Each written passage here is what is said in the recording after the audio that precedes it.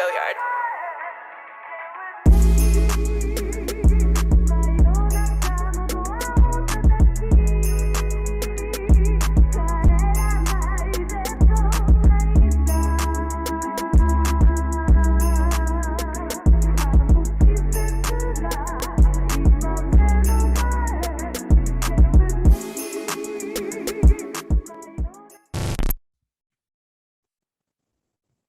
Hello and welcome back to another episode of the CFCTALK podcast. Draw against United, and then what was after that? Was it Wolves that we kind of scraped a win? Yes. And then a loss, and finally a loss, or shouldn't be saying finally, but a loss against West Ham.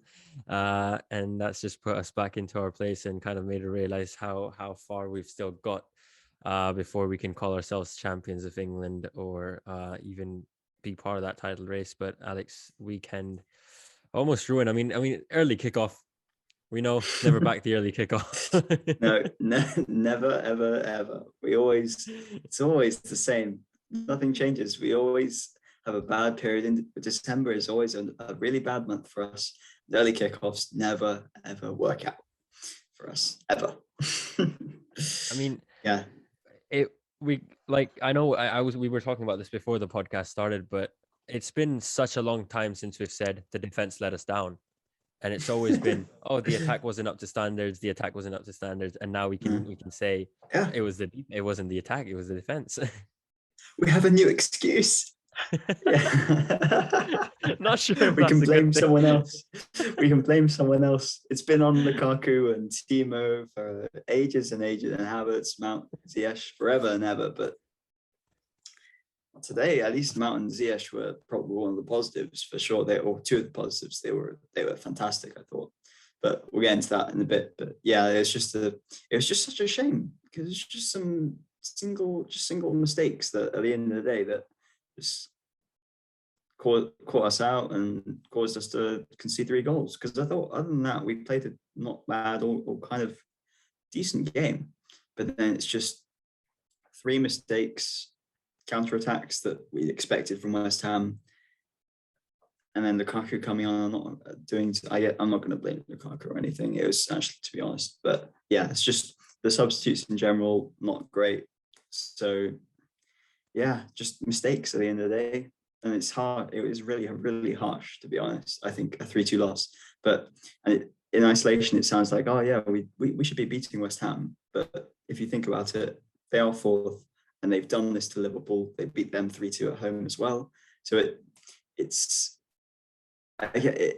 would be. I wouldn't be too mad about it if it was just in isolation. But it's combined with it. Basically, Man United rattled us. So ever since then, it's Man United.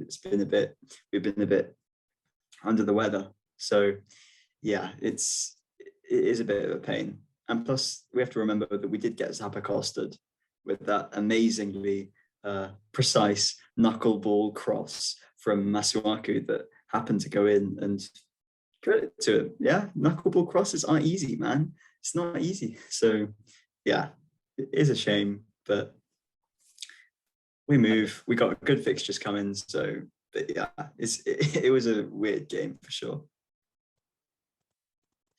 See, my fellow co-host has dipped for a second. No, now he's back. Let's go. No.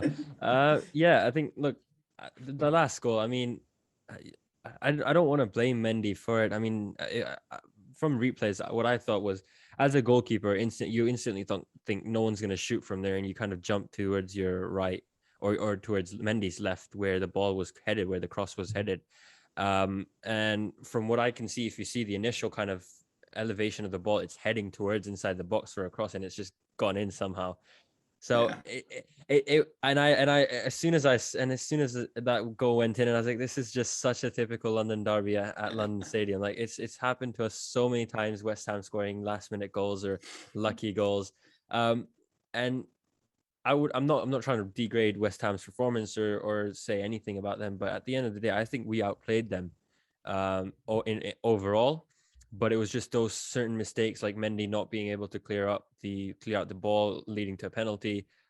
Christensen and Jorginho error leading the second goal. I think it was Rudiger as well, who couldn't put his feet in and try to tackle, and then that Yeah. that Mendy not being able to save the last goal. So it was like we were doing everything right until the ball came to our half in our own box, um, which is quite a surprise. Quite a surprise. Yeah, I mean, yeah, it is a real shame. Like Mendy had multiple times at the end of the day to put it out. He could have kicked it initially. He could have put it out for a corner kick or anything, but he tried to be smart about it. And you see keepers do it, and you see it work. So it's like it's it's not. You can see what he was trying to do, but he just failed miserably and tried to. He's not the most. I think we've seen it a couple of times where. I mean, I think I remember. I think it was Everton where he's come out to try and catch. He does this a lot where he comes out of the box and sometimes it comes off, but it's never going to come off 100% of the time when it comes to trying to intercept or do a slide tackle or make a block. So, or when he's like coming away from his goal. So, in that instance, he just made a mistake and then didn't really make up for it by giving away a penalty. So, yeah, it's a shame. But I guess it's not necessarily just his fault. There are a lot of Jorginho accounts on Twitter, like giving all the blame to him, but I give some blame to Jorginho as well because the pass was was dodgy too. Yeah. And yeah, but yeah, I just can't believe I would have been reminded fine with the 2-2. Sorry. that reminded me of that that Jorginho pass back to Kepa. I can't remember what game it was. Arsenal. Yeah, Yeah. and I think it led to a goal or something as well. So Yeah, it did. it's like you kind of have those off days, and it's just sometimes you can't do anything, even though you might be the better team or not. Like I mean, if you look at the amount of shots we've taken, even against Man United, I think it was like above 20 plus shots against Man United. It was 15 or 17 plus against Wolves, and then another 20 plus against West Ham. And if I remember, every 5 to 6 minutes, we would get a corner against West Ham, which was like a lot of corners. So it was just that they were good on the day. There's not much to say about like what went wrong other than we had a couple of mistakes. We had some great players on the pitch as well. I mean, we talked about the negatives so far, but Mason Mount was just on another level. He was like, you want to drop me off the team? You can't. Just what a finish. Just what a finish. I genuinely cannot believe he did that. But he didn't even power through the ball. He basically just passed it. And he somehow managed to get it as bottom right corner as you possibly could. I was simply amazed when that went in because I just didn't think it was possible. So credit to him and credit for Ziyech as well for a fantastic pass as well. Because I think we're starting to see a bit more of that from Ziyech in general, just a bit of more of a spark from him, a bit more directness and playing like the passes that were kind of brought him in to do at the end of the day, just to play those or to make those high risk plays is not something we've seen a lot of in his past year or so at Chelsea, but now it's here, I think, to stay, and he's definitely warranting a start right now or to be starting for Chelsea. And it's a shame as well that Havertz came off at half-time. It's because he got injured. Back pain. Yeah, because I thought I thought he was all right, to be honest. I mean, past pretty much a couple of games now, he's been playing well in that striker role, better than Lukaku, I would say. Then again, Lukaku is still, in fairness to Lukaku, he's still coming. He's not necessarily got match fitness yet, so I'm not even going to criticise anymore for him. But yeah, Havertz was solid too. Loftus-Cheek, you know how I mean, because we haven't really recorded much, we haven't talked about it, but he made the error where he didn't release the ball at the right time. I think it was for Watford's goal. Yeah. It was, by the way, it wasn't Wolves we played, it was Watford. Oh, Watford, yeah. Because, Claudio Ranieri, yeah. Yeah. And look, it wouldn't be a podcast without me making an error. All good. But yeah, Loftus-Cheek, he's not been playing the ball at the right time. He's been holding on to it a lot. He's been dribbling well, but not been holding on to it or not been passing at the right time. Today, I thought it was a prime or a perfect Loftus-Cheek day for him to really. He passed the ball out well when he needed to, and he dribbled when he needed to. So good for him. But I think he fit in really well with the midfield, especially considering the fact that we didn't have Kante or Kovacic in, and the fact that, I mean, it's his perfect opportunity to kind of come into the team and prove himself, and I think he was probably one of the top players on the team on that day with Mason Mount and others. But I would give him a very high rating in terms of how he played and how he performed. He might not Yeah, be Kante, but he does the filling the yeah, job, and I can't remember what it was an offside. It was an offside position, but the referee raised the flag late, so he had to track back and actually put in a tackle. In the West Ham game, I can't remember in my mind. I don't know if you saw it or not with the highlights, but he ran all the way back and tackled him really well all the way from back. So it was nice to see the fact that he's kind of developing into a midfielder who's ready to track back when needed yeah, as well. And talking yeah. about You need. Lukaku, as you mentioned, sorry, uh, go for it. No, I was just going to say, yeah, you need that when you don't have Kante out. You need someone else with that solid work rate who's going to complement Jorginho and do that running. And Loftus-Cheek seems to be, he does fulfill that. It's just his passing has been a bit off recently, but today it was no complaints at all really from Loftus-Cheek. He was solid. So I mean, I think if you've not got Kante in your team, you should be allowed to play with 12 men because you're already starting off with a disadvantage. exactly But right. Put someone else in there because it's a shame because we don't really have anyone else because we can't play Kovacic injured, so he has to play.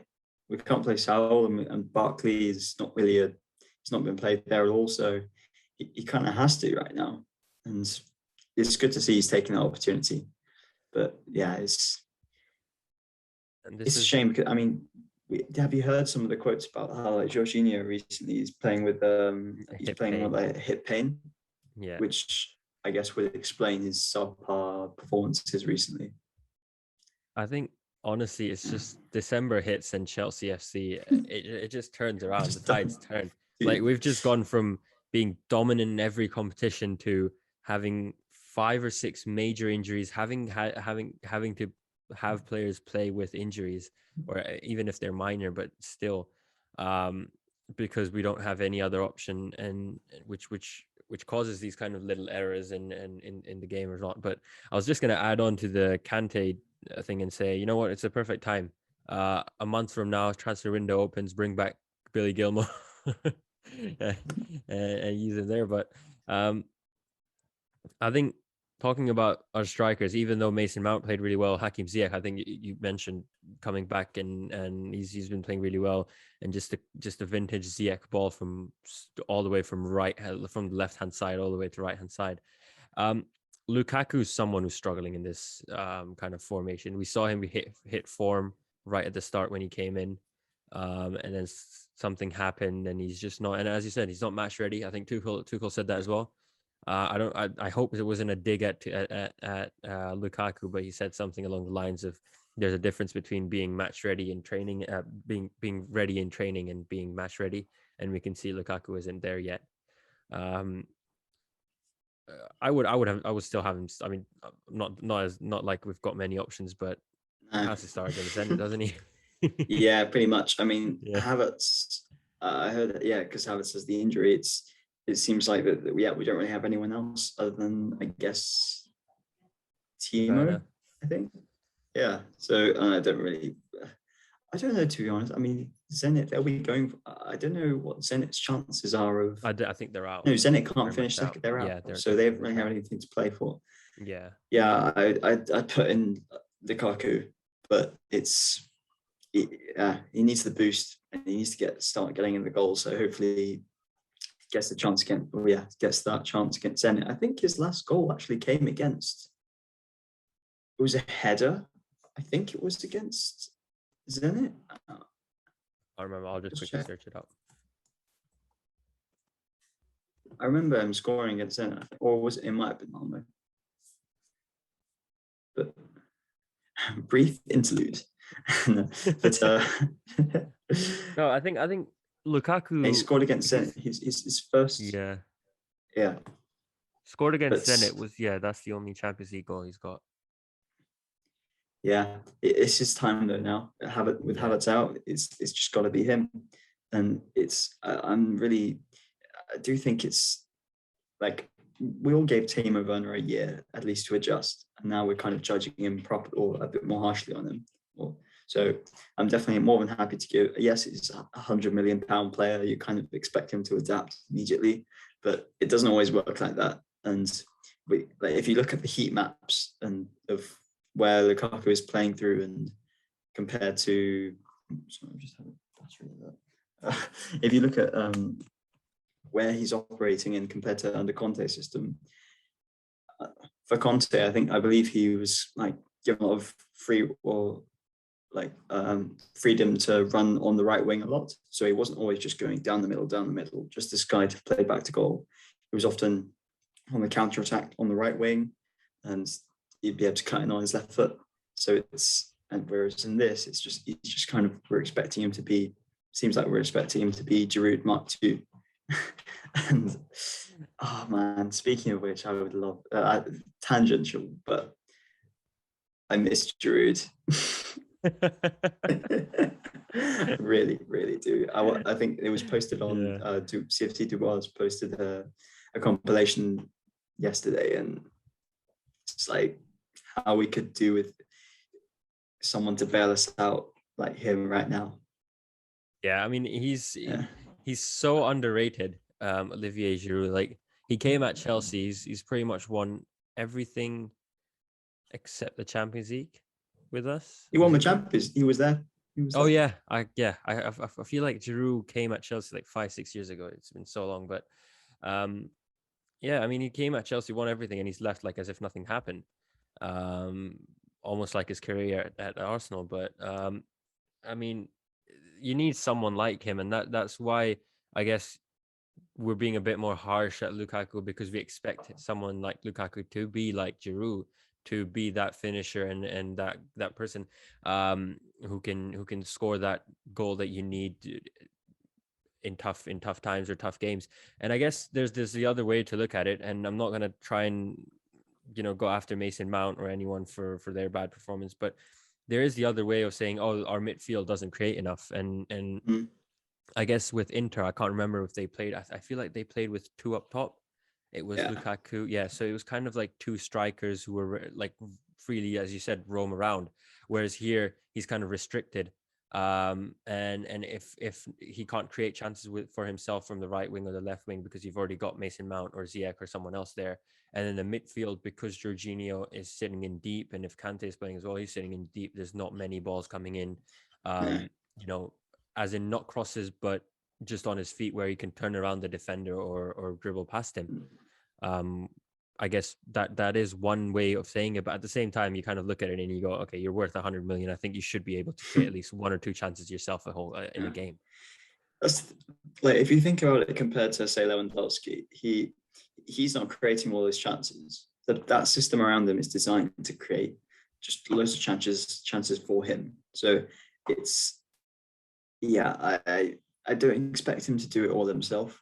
And we've seen it in, he can do it. He can make things happen. Like in the game against Arsenal that we won at the Emirates Stadium, he created, I think he would play passes and then spin off the defender and then get in the box. That's how he scored his very first Chelsea goal, the Reece James cross.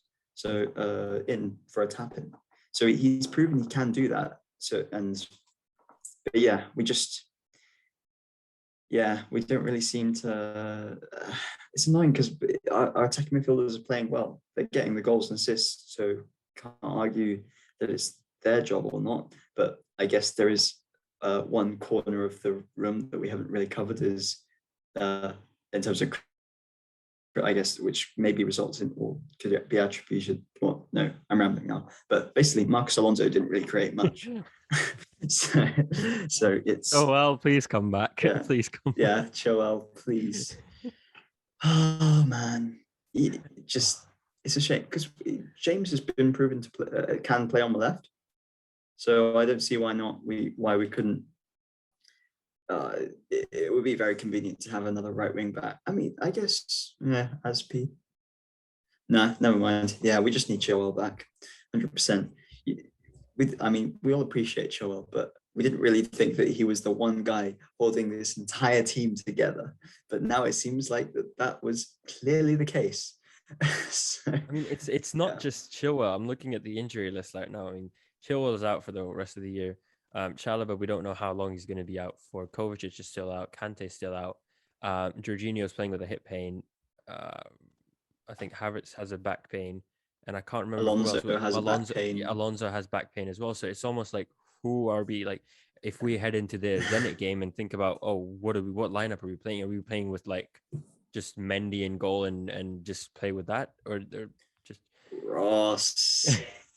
ah? I tell you, Ross Barkley is playing against Zenit. I tell He you, has to. he He is. has to. He has to. He I even 100% has I to. even think Saul's gonna play left wing back if they're gonna Yeah. want to save in Alonso, because Yeah. it's either risk him or and not have a left and not have anyone at left back for the rest of the season, or not play him and play Saul or someone in there, or Exactly. maybe Callum We have to. Hudson-Odoi.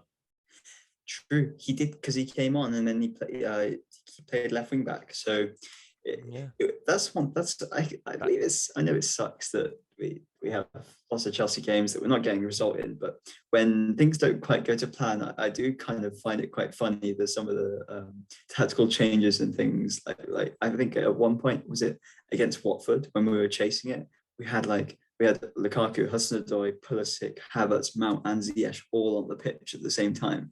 It's just the most FIFA-esque attack I've ever seen before. So yeah, hoping for more of the same. Pulisic at right wing back, Hudson-Odoi left wing back, just the most attacking wing backs possible, and then yeah, Barkley, Saul in midfield. I think like I feel I know it's a football's a team sport, and you have to kind of fill in shoes when required. But I just kind of feel sorry for Callum Hudson-Odoi. He does everything right in that attacking role that he plays, and Tuchel still kind of chooses to put him. Granted that he's probably the most suitable out of the options that we've got at the moment in that position, but it's Yeah. just like Callum's ability up front would have probably changed the game. Would have probably made the difference, even though like we saw it, even like I think West Ham, there was a time when someone dribbled past him, a West Ham player, and he kind of just let it through, as if nothing happened. And I guess it's just because of his natural ability of being a attacking player rather than a defensive player. Yeah, he's not a left wing back at the end of the day, and it's yeah. So it's not his position. If we were going to try and it's difficult because Mount and Ziyech played well in the attacking midfielders role. So perhaps you take Mount back and play Mount Loftus-Cheek, and then you play Hudson-Odoi at left wing. It's a bit Yeah, and I think desperate, but yeah. I couldn't remember a lot of Pulisic as well in that game. Didn't see much Yeah, of I don't him. remember Pulisic at all, Yeah, to be honest, in that game. it was No, pretty much no comments. no If we further speak, we're in comments. trouble from all our American fans. Right? If we speak, we I mean, 75% of our audience is American, so they're coming for hopefully. us. That's right. We love Pulisic. We love all our No, I Chelsea mean, fans. We love Pulisic. no, he's a great player. I mean, he's sure he's got great ability, great player, great person to have in the dressing room, sure. But at the end of it, sometimes it's just like you expect more. And as I mean, the way I look at it is, you mentioned Bayern Munich and the way they treat Lewandowski and the way they kind of build the team around him, where he's the key player. At Chelsea, we don't have that, and it's because no one's consistent enough. It's like 1 week, a few weeks, you could have Havertz on top of the world, and he's scoring goals left, right, and center, and then he's just ghosting the whole game. Yeah, Which is why it's harder for Tuchel to go, oh, because Havertz plays in a more free role. Lukaku wants to play in a free role, but kind of is constricted. But if you build it around Lukaku, you're going to have to bring back, as you said, Mason Mount, bring back Ziyech, maybe give him more space up front to do what he wants, kind of thing. So it's all for Tuchel to think about. Zenit next midweek. Fixtures coming in thick and fast. Injuries not helping us. So once again, Chelsea against all odds. yeah. I mean, we've been playing great in the Champions League. The fact that we went from pretty much it all went downhill after we beat Juventus 4-0. We played great in that. So it's just a blip, man. And all the Yeah. things, every team has it, but it just seems like for us, it's always in December. It's The way always, no matter what year, no matter the manager. the way I think about it is, look, our blip is happening before Man City and Liverpool's. I'm guessing Man City is not going to be affected as much from it than Liverpool when No. Salah has to leave. And I really do hope that Chelsea play really well or capitalize when Liverpool aren't, because they've got a month without Salah, which is not going to be easy as much as Liverpool fans think it is, and they've got replacements. But you can't call Salah the best player in the world right now, and also say that you see he can be replaced. Um, so I think honestly, it's good that we're kind of losing right now. Even I mean, in hindsight, it's not, but it's better that we Out lose of now. context, Mohammed. We'll get you. Ah, great. Clip this. No, but it's better that we're losing now than later stages, because at the end of the day, it's 2 points between first and third. It's 2 point. Give it a game week where Liverpool, Man City lose, Chelsea win. We're back top, and we're back Exactly. up front. So it's going to be one of those 2012 finishes. It's either going to be a Lukaku at the end of it, and Chelsea win it by 1 goal difference, or whoever it is. But yeah, but going back to it, I could keep going on a trail, but we've actually played really well in the Champions League, win against Juventus 4-0. And now we basically have to match their score to top the group, and if we do, as things stand as of Sunday night, we'll probably be playing PSG or Salzburg, Villarreal, and Barcelona are probably the likely opponents. But if we do end up second, then prepare an exit from Prepare the for Champions Bayern. Yeah. But yeah, I do fancy me some Barcelona revenge. Oh, very much, very, very much.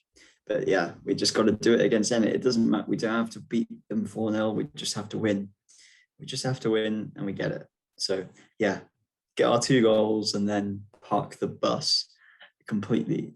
Make our 5 at the back, a 10 at the back, and easy.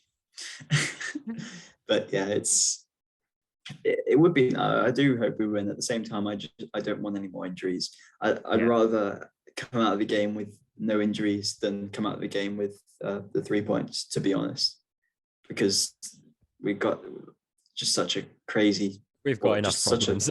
Exactly, we have enough problems. We're going to have to play a Sal Barkley midfield to keep everyone happy, to keep everyone alive for the Christmas period. So yeah, looking forward to that.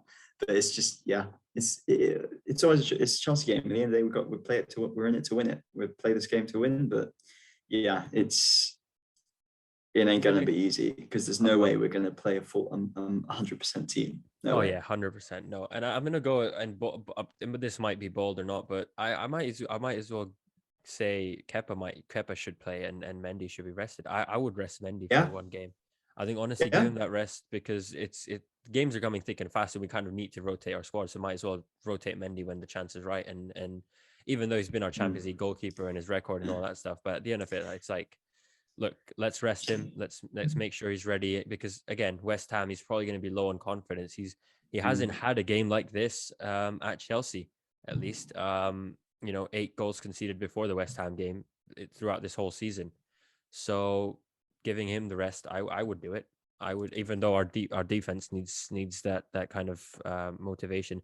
And I'm sorry, but we need to track back a little bit and talk about Thiago Silva here, because that guy, how we just gone past it, we just rushed past it. How, dude? Where would we be? Oh, like two goal line clearances in the last 2 games. Thiago Silva. It's unbelievable. And to get the goal as well, it was a great header. Oh, yeah. So yeah, he's just brilliant. I can't believe he does it at 37 years old. He's not going to play probably against in the Champions League, and rightfully so. It needs to be rested, but it's just no words, really. I can barely walk to bed after a long day, and that guy is doing back. Exactly, he's doing it at 37. He's staying at pace. He's spraying long balls. He's making clearances, and yeah, he's just probably the best free transfer Chelsea has ever had, I think. Yeah. Yeah, I can't think of a better free transfer.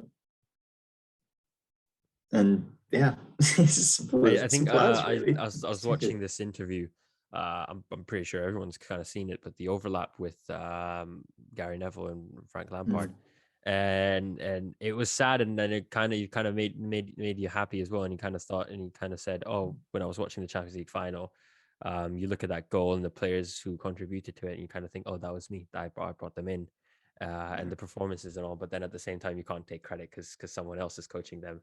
But yeah, I think we've been, this transfer window would have probably been one of the best transfer windows we've had, or the one before this. And Silva is that golden sawdust you need, just there for like, it makes the club look incredible. And how have we not? We should have just signed him 10 years back. This exactly, guy, right? He's got more knowledge about the club than more than, like, he's got more knowledge about the club like than all of the users on Twitter. I'm gonna get slated for no, not all of them, but most of them. But yeah, it's crazy though. He's the fact he's coming. He's really immersed the whole culture of the club, and his wife does a lot of good advertising in terms of going to all the games and wearing all the Chelsea merch. So yeah, credit to her too. But yeah, it's he's just done so great to kind of get Chelsea. He's only been in it for a year, and he clearly loves the challenge and loves the idea of playing, or loves playing the Premier League. So I don't want him to leave. I really hope we keep him for another year, and I think we will. There's no reason why he can't just keep doing what he's doing, to be honest, at least for another year. I think sure. Christensen as well. He's gonna stay. There's some news this past few weeks about him verbally saying he will sign the contract, but he's trying to delay it until the window opens, and Chelsea's like, no, you do it right now. And it's almost like going back and forth. He said, I will sign the contract. Yeah. But not for you, but not for Chelsea. Call the ambulance, not for me. I'll sign the contract for Barcelona. That's what he said. Oh man. Instead of getting sidetracked, let's go back to Zenit. Let's go back to Zenit. Back to Zenit again. Yeah, Kepa in goal, I guess. Pretty much for all of us, and then you kind of have no option but to start off with maybe Aspi, Rudiger, and Christensen. Yeah, that's the thing. We haven't really seen Aspi in ages. Yeah. So I'm a little confused as to if it's just circumstance or if he does have something wrong with or some kind of injury. But yeah, I definitely go Aspi for this one for sure. Yeah. And then Aspi, sorry, for the other two, who did you say? I just said Rudiger and Christensen because we really haven't got. Yeah, it seems pretty fair. Like Silva can't really. It's better not to push Silva in, and Shaw is injured, so that's pretty much the only back line realistically we can do. So go for it. Yeah, it's almost like we can't even predict a lineup because it's like right there on the sheet. Actually, there is Saar. Oh, I maybe. Don't know if for this one, it would be. I think Tuchel will value the coming first, so I think he'll probably go Rudiger, and I'd go Rudiger too. Yeah, and then going wing backs, it's like Callum Hudson-Odoi and Reece James, or maybe Saul comes in, but yeah, I think it's like you say, agreed. It's got to be Hudson-Odoi and James, really. You could play Pulisic right wing back, but maybe. I don't know if there's an issue with. I guess James does need rest, but you can't. It's an important game. It is an important game, and I wouldn't. I think we need at least one natural wing back or right back, just in case because Callum, if he doesn't track back, at least we can go back to a back four when we're there on the counter or something. If needed, and then midfield has to be Barkley and I guess Saul or maybe play Loftus-Cheek. But I'm looking at it and it's like you're picking. You've only got 11 available players, so it's like you have to pick them. No, I don't trust Saul, and I wouldn't. I say Barkley, Loftus-Cheek. Barkley and Loftus. We're going for the Brexit defense or most Brexit defense will ever be seen is on Sevilla's one. Ross Barkley and Loftus-Cheek for me, but I just can't really trust Sal right now. If this was a truly nothing game and we had first secured, sure, he deserves the minutes to kind of get his confidence up, but if it's the difference between getting Bayern Munich and Barcelona, Sal, you sorry, mate, not this time. The way I look at it is, if we don't end up first, we don't have a lot of teams we can actually play against, because Man United are topping their group, Man City are topping their group, and Liverpool are topping their group. Yeah, it's So literally it's three like, teams. yeah. So out of the six groups, I think they are six groups. We've already knocked out three. So the chance of getting a Bayern Munich is 1 out of 3 compared to the other teams. Yeah, that is bad. Like, it is bad when you mention it like that.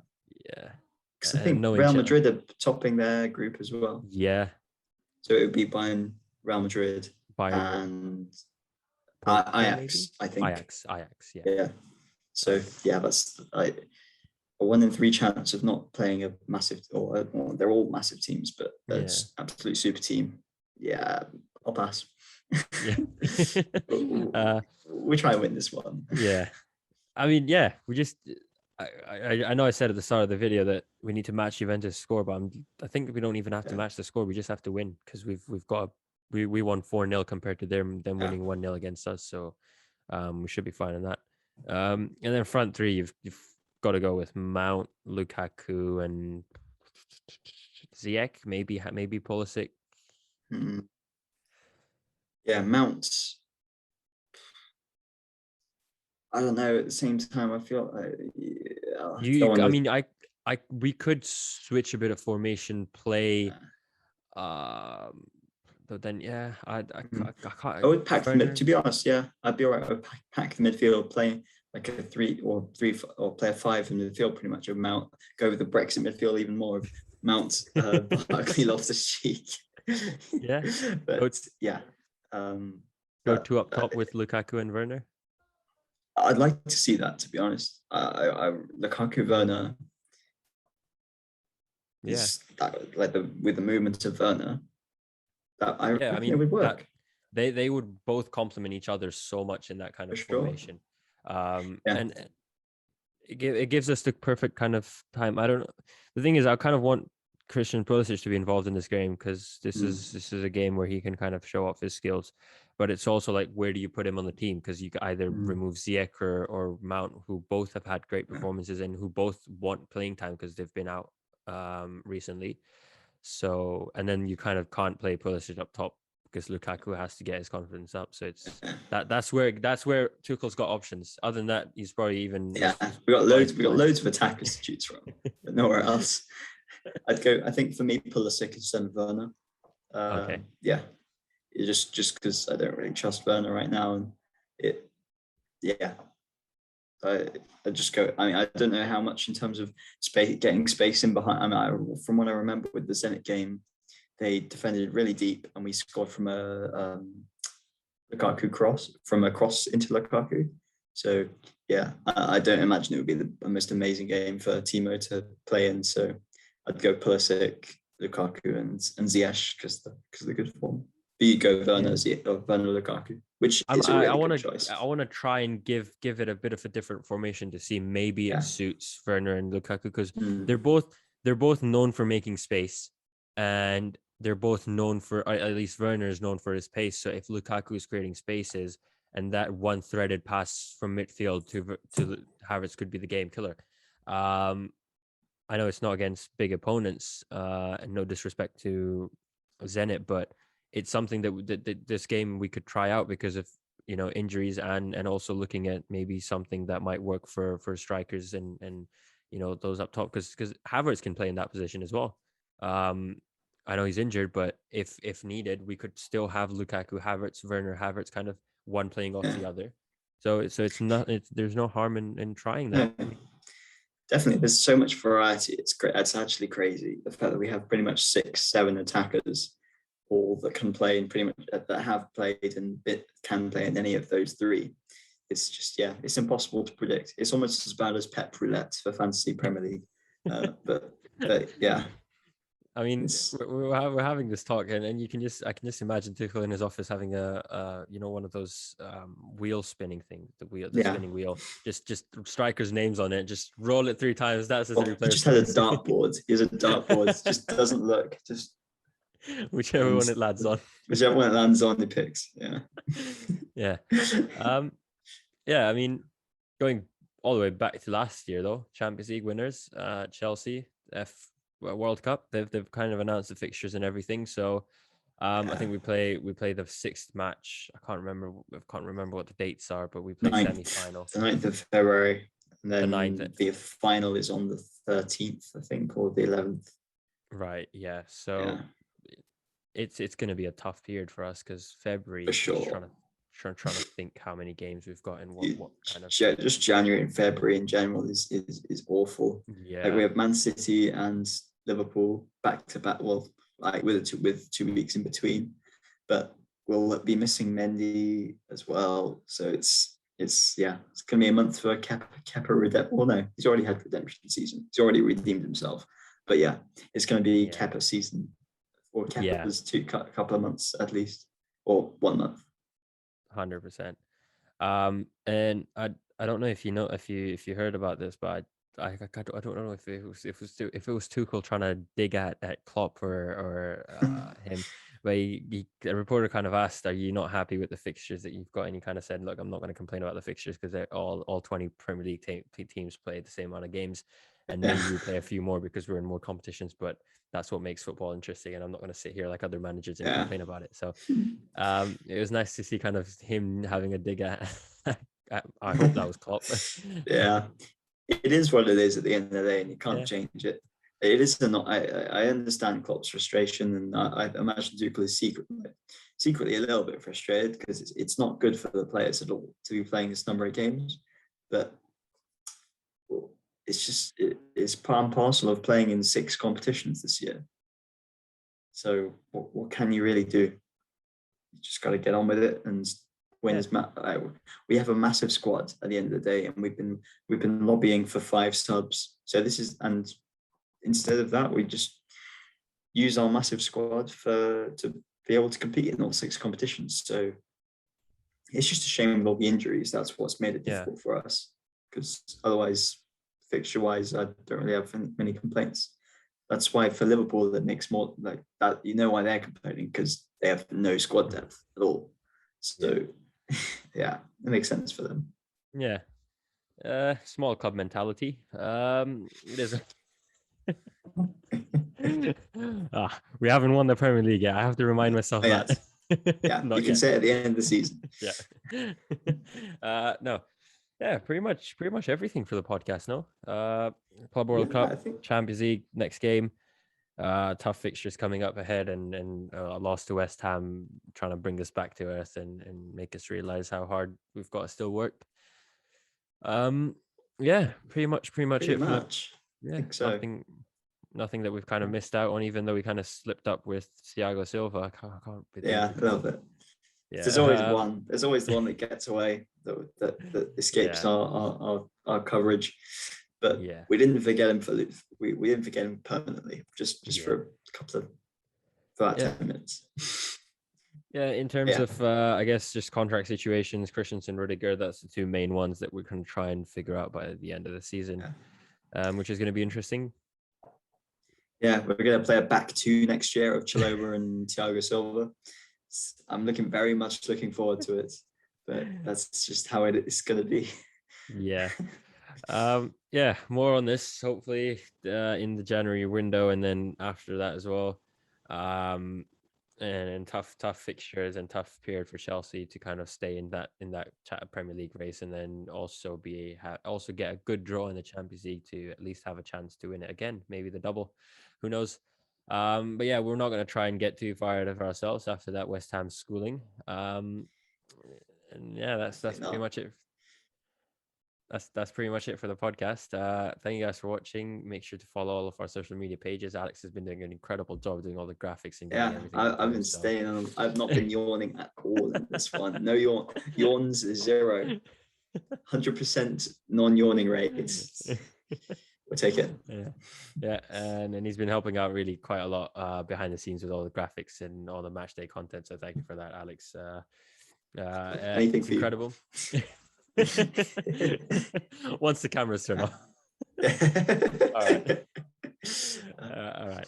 That's it for this podcast. We'll see you next time.